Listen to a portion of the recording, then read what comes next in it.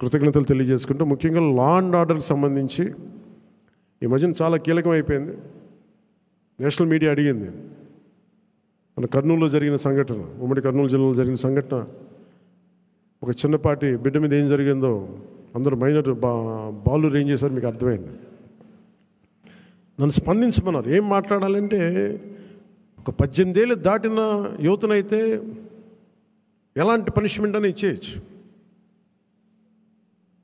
ప్రతిసారి ఇలాంటి దుర్ఘటనలు జరిగినప్పుడల్లా ఒక మనిషిని ఎన్కౌంటర్ చేస్తే సమస్య తీరిపోద్దా అనేది ఎప్పుడు నాకు సందేహం. మరి ఏం చెయ్యాలి అనేది కూడా అందరూ కూర్చొని చేయాలి. అందుకని మన వ్యవహార శైలి, ముఖ్యంగా రాజకీయ నాయకుల్లో చాలా మార్పు రావాలి. వీరి భాషా వ్యవహారాల్లో ఇష్టం వచ్చినట్టు తిట్టేసి, ఇష్టం వచ్చినట్టు బూతులు తిట్టేస్తే, నాయకుల్ని రౌడీల్ని పెంచి పోషిస్తే చిన్నపిల్లలకు కూడా అది ఆలవాలం అయిపోయింది. అందుకని లా అండ్ ఆర్డర్ విషయంలో మీరు చాలా టఫ్గా ఉండండి. మన ఎమ్మెల్యేలందరికీ చెప్తా ఉన్నాను, మన ఎంపీలందరికీ చెప్తున్నాను, చాలా చాలా బలంగా ఉండండి, అన్కాంప్రమైజింగ్ ఉండండి లా అండ్ ఆర్డర్ సంబంధించి. అలాగే విద్యా వ్యవస్థలో కూడా మనం నెక్స్ట్ మీటింగ్లో ఎప్పుడు కూర్చున్నప్పుడు దీనికి సమాజం కూడా మారాలి, కొంత బాధ్యత తీసుకోవాలి. ఈ సినిమాలు చూసో లేదంటే సామాజిక మాధ్యమాలకు ప్రతి ఒక్కరూ కూడా మన కుటుంబాల పట్ల మనం బాధ్యత తీసుకోవాలి. ఇదే నేను cabinet meeting, last cabinet meeting నేను వస్తూ ఉన్నప్పుడు ఒక తల్లి ఇక్కడ వచ్చి ఆగింది. నేను చాలామందిని మాట్లాడుతున్నప్పుడు తల్లి వచ్చి చెప్పింది, నా బిడ్డను తీసుకెళ్ళిపోయారు, 2-3 అమ్మాయిలు తీసుకెళ్ళిపోయాడు అంతకుముందు ఆ కుర్రాడు, 16 ఏళ్ళు వచ్చి తీసుకెళ్ళిపోయారు. ఇక్కడి నుంచి వచ్చిన 1 వారం రోజులు పట్టుకెళ్ళిపోయారు అబ్బాయిని.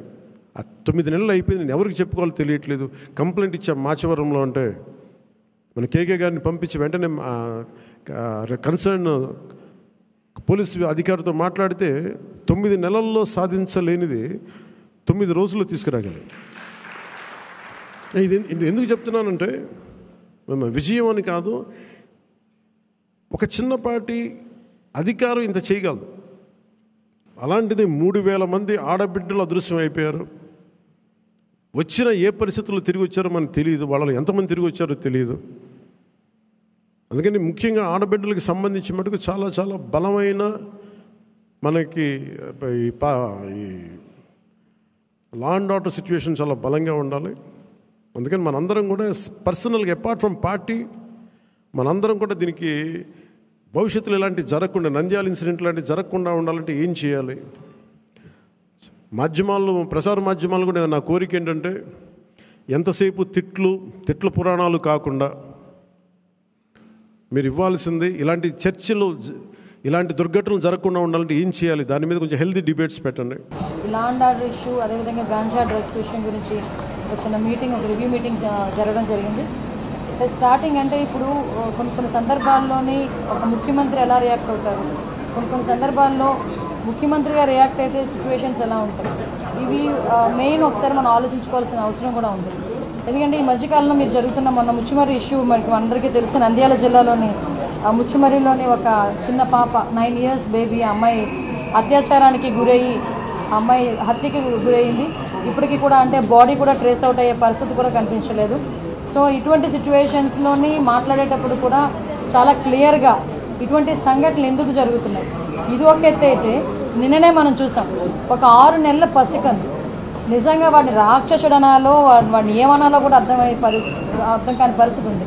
అటు ఒక చిన్నతాత వరుస అయిన వ్యక్తి ఆ అమ్మాయిని అబ్యూస్ చేయడం, 6 నెలల పసికందు మీద కూడా అత్యాచారానికి ఒడిగొట్టడం, నిజంగా చూస్తూ ఉంటే కొన్ని సిచ్యువేషన్, అతని సిచ్యువేషన్ కూడా మేము అక్కడ ఎస్పీ గారిని కూడా, నాకు తెలిసిన వెంటనే నేను ఎస్పీ గారితో మాట్లాడడం జరిగింది.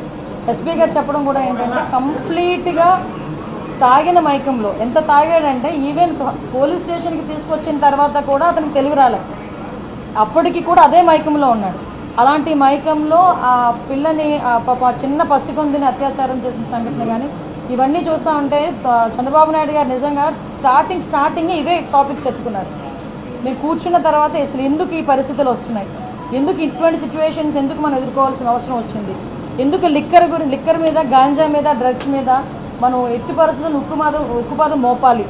ఈ గంజాయి మత్తులోని కానీ, డ్రగ్స్ మత్తులోని కానీ, ఈ మద్యం మత్తులోని కానీ వీళ్ళు చేసిన అరాచకాలు చూస్తూ ఉంటే ఎక్కడో ఒకటి వీళ్ళకి ఫుడ్ స్టాప్ పడాలి అనే ఉద్దేశంతో, ఎస్పెషల్లీ ఈ 2 కేసుల విషయంలో మనకి విజయనగరం జిల్లాలోని రామభద్రాపురం మండలం జీడికి వలసలోని జరిగిన 5 నెలల పసికందు మీద జరిగిన అత్యాచారం కానీ, ఇప్పుడు ఈ మచ్చుమరిలోని ఆ అమ్మాయి హత్య విషయంలోని కానీ చాలా సీరియస్గా స్పందించి గౌరవ ముఖ్యమంత్రి గారు ఈ 2 ఇష్యూస్కి కూడా ఒక స్పెషల్ కోర్టును కూడా ఇమీడియట్గా ఏర్పాటు చేసి ఆ స్పెషల్ కోర్టు ద్వారా అతి తొందరగా నిందితులు ఎవరైతే ఉన్నారో వాళ్ళకి శిక్ష పడే విధంగా చేయడానికి ఆదేశాలు కూడా జారీ చేయడం జరిగింది.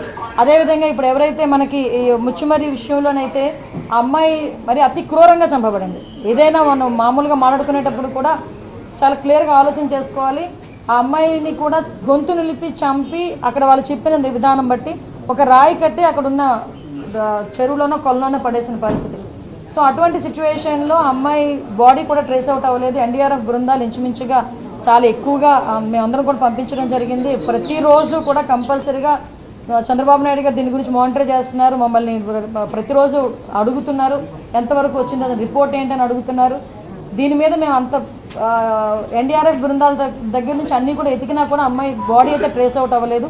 ఇప్పుడు ఆ తల్లిదండ్రులు ఎవరైతే నిందితులు ఉన్నారో నిందితులను కూడా పట్టుకుని రిమాండ్కి పంపించడం కూడా జరుగుతుంది.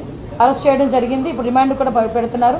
అట్ ద సేమ్ టైం ఆ కుటుంబానికి చనిపోయిన బిడ్డను ఎవరు కూడా తీసుకురాలేదు. జస్ట్ వాళ్ళకి ఒక కాంపెన్సేషన్ విషయంలో ఒక 10 లక్షల రూపాయలు ఇవ్వాలని చెప్పి ఆ ముచ్చుమరి కేసులో మనకి 9 సంవత్సరాల ఆడబిడ్డకి ఏదైతే అన్యాయం జరిగిందో, అమ్మాయి హత్యగా వెంచబడిందో ఆ కుటుంబానికి 10 లక్షల రూపాయలు. అదేవిధంగా ఇప్పుడు అత్యాచారానికి గురైన బాలిక ఉంది. బాలిక ఇన్ ద సెన్స్ పసికందు. ఆ పసికందుకి కూడా ఒక 5 లక్షల రూపాయలు ఫిక్స్డ్ డిపాజిట్ చేసి రేపు పొద్దున్న అమ్మాయికి ఉపయోగపడేటట్టుగా ఫిక్స్డ్ డిపాజిట్ చేయమని కూడా ఇప్పుడే సీఎం గారు ఆదేశాలు ఇచ్చారు. ఈ విషయంలో ఎలాంటి వాళ్ళైనా కూడా పగడ్బందీగా ఎట్టి పరిస్థితులను వదిలే ప్రసక్తి లేదు అని చెప్పి చాలా క్లియర్గా చెప్పడం జరిగింది. అట్ ద సేమ్ టైం ఈరోజు ఏదైతే గంజా విపరీతంగా పెరిగిపోయి, డ్రగ్స్ విపరీతంగా యూసెస్ పెరిగిపోయి, నకిలీ మద్యం తాగి వాటికి అలవాటు పడిపోయి వాటి నుంచి బయటికి రాని సిచ్యువేషన్స్లో ఉన్న వాళ్ళని కూడా ఏ విధంగా బయటకు తీసుకురావాలి, ఏ విధంగా రీఅడిక్షన్ సెంటర్స్ ఏర్పాటు చేయాలి, వీటన్నిటి మీద కూడా రివ్యూ జరుగుతుంది. డెఫినెట్గా రాబోయే కాలంలో ఆడపిల్ల మీద ఒకటి మాత్రం చాలా క్లియర్ అండి, ఆడపిల్ల మీద తప్పుడుగా చూడాలనుకున్నా కూడా భయం కలగాలి. తప్పుడుగా వాళ్ళ మీద ప్రవర్తించిన రోజే అదే ఆఖరి రోజు అవ్వాలి వాడికి అన్న విధంగా చట్టాలని కూడా మేము క్లియర్ కట్గా చట్టాలని కూడా మేము చేసుకుంటామండి. డెఫినెట్గా రాబోయే కాలంలోనే ఆడపిల్లల మీద ఎటువంటి అఘాయిత్యాలు జరగకుండా చూసుకునే బాధ్యత కూడా తీసుకుంటాం. ఏదైతే ఈ 2 విషయాలని కూడా నేనే స్వయంగా వెళ్ళి వాళ్ళకి ఆర్థిక సహాయం అందించేటట్టుగా నేను ఏర్పాటు చేసుకుంటాను. అవునండి, అది చేస్తామండి, అది కూడా చేస్తాం. ఇంకా అనౌన్స్ చేయలేదు, అనౌన్స్ చేస్తామండి. 9 రోజులండి. నిజంగా మీరు ఆ విషయంలోని మనం ఇది దాటేయాల్సిన అవసరం లేదు. ఎందుకంటే 9 రోజులు కూడా డే ఫస్ట్ నుంచి కూడా కంప్లైంట్ వచ్చిన డే ఫస్ట్ నుంచి కూడా ఎవరైతే నిందితులను పట్టుకున్నారో ఆ నిందితులను పట్టుకుని వాళ్ళు ఇంట్రాగేట్ చేస్తున్నారు. ఆఖరికి ఏంటంటే గట్టిగా ఇంట్రాగేట్ చేస్తే వాళ్ళ తల్లిదండ్రులు ఇందులో ఇన్వాల్వ్ అయి ఉన్నారు. అంటే ఎవరైతే ఆ 3 పిల్లలు కూడా ముగ్గురు పిల్లలు మైనర్లే. ఆ 3 పిల్లలు మైనర్లు, వాళ్ళు చేయలేరు కాబట్టి వాళ్ళ పేరెంట్ని ఎవరినో సహాయం తీసుకున్నారు. వాళ్ళ పేరెంట్ ఏంటంటే కొడుకులు రక్షించాలన్న తపనలోని ఈ విధంగా వాళ్ళు కూడా చేయడం అనేది